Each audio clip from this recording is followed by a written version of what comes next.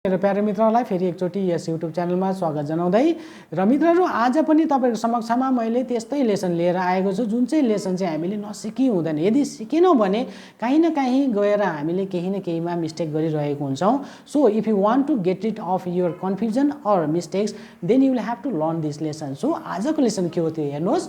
आजको लेसन चाहिँ तपाईँको इनसाइड, विदिन अनि इन्टु। जस्तै तपाईँले चारवटा तपाईँले वर्ड्सहरू हेर्नु हुँदैछ, यो सबै प्रिपोजिसन हो र प्रायः यो एउटै प्रकारले हामीले प्रयोग भइरहेको देख्छौँ। तर एउटै प्रकारले प्रयोग भइरहेको देखे तापनि यसको प्रयोगमा अलिअलि भिन्नता छ।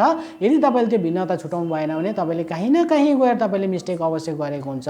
त्यसर्थ त्यो मिस्टेक नगर्नु होला। हेर्नुहोस् के रहेछ खास कुरो भन्दाखेरि इन भनेको चाहिँ तपाईँको भित्र हो, यो रेस्टमा हो र त्यस्तै प्रकारको रेस्टमा इनसाइड पनि हो, तपाईँको रेस्ट हो। पहिला इन र इनसाइडको एउटा तपाईँलाई इक्जाम्पल है। जस्तै यो तपाईँको बक्सा भयो, बक्साभित्र एउटा बल छ अथवा कुनै पनि तपाईँको अब्जेक्ट हुनसक्छ। मैले यहाँनिर बल बनाइदिएको छु। अब बल कहाँ छ भन्दाखेरि a ball is in the box अथवा a ball is inside the box होइन। यहाँ हामीले द लाउँदा हुन्छ, त्यो तपाईँलाई द अनि अको तपाईँको यो आर्टिकलमा आउँछ, यो अलिक पछि म बताइदिने वाला छु। र त्यहाँ the ball is in the box अथवा a ball is in the box अथवा इनसाइड द बक्स। हेर्नुहोस् यहाँ इन पनि लगाएको छ, इनसाइड पनि लगाएको छ र यो दुईटै नै के हो हाम्रो सही हो। र इन इक्वल टु इनसाइड मैले बनाइदिएको छु किनकि इनको जग्गामा हामीले इनसाइड लगाउँदाखेरि हुन्छ है।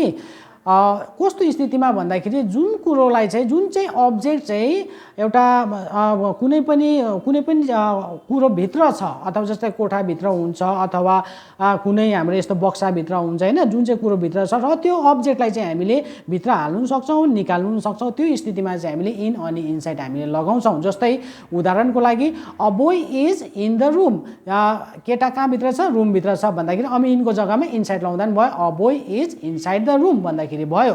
तर त्यो स्थितिमा चाहिँ हामीले केवल यो इन मात्रै लगाउनुपर्छ। कुन चाहिँ स्थितिमा भन्दाखेरि जुन चाहिँ स्थितिमा चाहिँ तपाईँको यदि भित्र एकपल्ट पसिसकेपछि त्यो बाहिर निस्किँदैन, त्यो स्थितिमा चाहिँ हामीले केवल इन लगाउनु पर्दछ।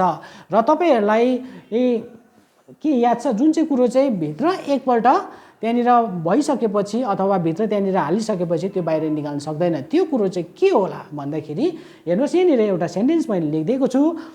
There is much sugar, sugar के भित्र हुन्छ, चियाभित्र हुन्छ। त्यही कारणले चिनीमा चिया पुरा भएछ भन्दाखेरि कसरी बन्नुहुन्छ भन्दाखेरि there is much sugar in tea भन्नुपर्छ। तर तपाईँले यदि यसमा इनको बदलीमा there is much sugar inside tea भन्नुभयो भने त्यो सरासर गलत हुन्छ। र त्यो कारणले गर्दाखेरि जुन चाहिँ एउटा डाइल्युट भएको छ, जुन चाहिँ मिक्स भएको छ, त्यो कुरोलाई हामीले एकखेप मिक्स भएपछि बाहिर निकाल्न सक्दैन, त्यो स्थितिमा हामीले इन लगाउनु पर्छ। जस्तै प्रकारको तिमीले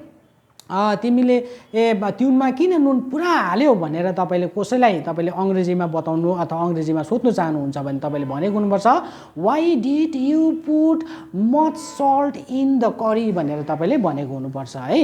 र यसरी तपाईँले यो इन कहाँ लाउनुपर्छ त्यो तपाईँलाई याद भयो।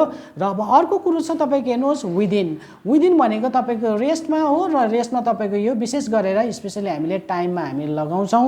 र यसमा पनि हामीले के छ भन्दाखेरि अन्तर, त्यसमा पनि तपाईँको विदिन अनि इनमा अलिअलि अन्तर पाउँछौँ हामीले। कस्तो भन्दाखेरि हेर्नुहोस्, अब यहाँनिर मैले एउटा सेन्टेन्स लेखेको छु, I shall finish this work in 1 hour होइन, म यो 1 घन्टाभित्रमा यो काम सक्नेछु। अथवा I shall finish this work within 1 hour भन्दैछु होइन। एउटा मैले इन 1 आवर भने, अर्कोमा विदिन 1 आवर भने। अब यो चाहिँ के छ डिफ्रेन्स भन्दाखेरि चाहिँ यसको डिफ्रेन्स चाहिँ तपाईँले हेर्नुहुन्छ भने यदि तपाईँलाई कसैले इन 1 आवर अथवा इन लगाएर तपाईँलाई त्यो मानिसले समय दिँदैछ, यहाँ 1 आवर हुन्छ अथवा इन 1 डे भन्नुसक्छ अथवा इन 30 डेज भन्नुसक्छ, इन 1 इयर भन्नुसक्छ होइन, त्यो समय दिँदैछ भने त्यति बेला चाहिँ तपाईँले बुझेको हुनुपर्छ। हेर्नुहोस् इन 1 आवर भन्दा के बुझ्छ, यानि कि 1 घन्टा भित्रमा भन्दाखेरि कस्तो भन्दाखेरि 55 मिनट्स गएर तपाईँको 60 मिनट चाहिँ तपाईँको 1 घन्टाभित्रमा यतिभित्र चाहिँ उसले काम सक्छ भन्दाखेरि चाहिँ उसले इन 1 आवर भनेको हुन्छ। तर विदिन 1 आवर भनेको चाहिँ 1 घन्टाभित्र अगाडि नै, यानि कि भित्रमा निकै अगाडि नै भनेको कुरा बुझिन्छ होइन। 1 घन्टा पुरा लाग्दैन भन्दाखेरि चाहिँ तपाईँको विदिन 1 आवर भनेको हुन्छ। त्यही कारणले गर्दाखेरि I shall finish this work within 1 hour भनेको चाहिँ म यो काम 30 मिनटदेखि लिएर 50 मिनटभित्रमा चाहिँ गरिसक्छु भनेको कुरो हो।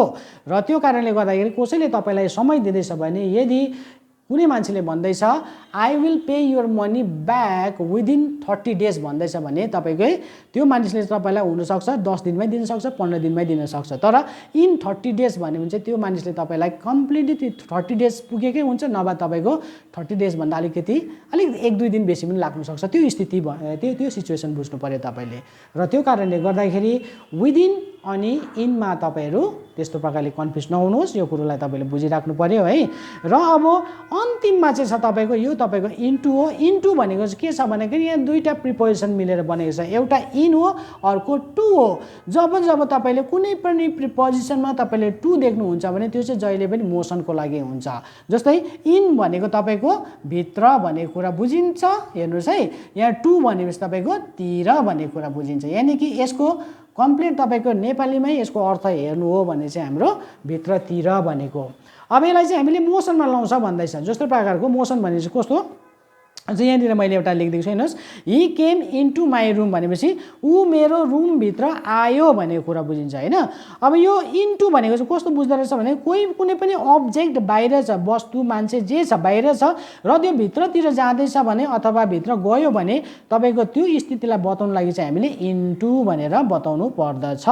जस्तै मैले भने त्यो कागज त्यहाँ डस्टबिनभित्र नफ्याँक भने सपोज भनेपछि के भन्छु म, don't throw that paper into the dustbin. अब तपाईँले लेख्नुभयो इन्टु द डस्टबिन भन्छु म, don't throw that paper in the dustbin भन्दाखेरि त्यो चाहिँ तपाईँ के छ भने पुरा इन्फर्मल भयो। अर्थात् इन्फर्मल मात्रै होइन, त्यो कति ग्रामेटिकली तपाईँको त्यो अलिकति त्यो एक्सेप्टेबल छ, तर पनि त्यस्तो एउटा सही एउटा मान्नु सकिँदैन।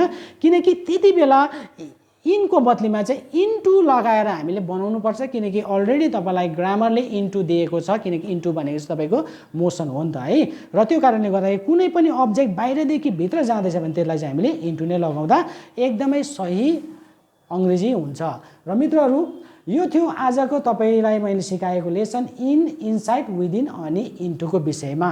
र आशा छ तपाईँले केही न केही योबाट सिक्नुभयो होला भनेर, र आउँदो दिनमा अझै राम्रो भिडियोहरू तपाईँहरू समक्ष ल्याउने नै छु।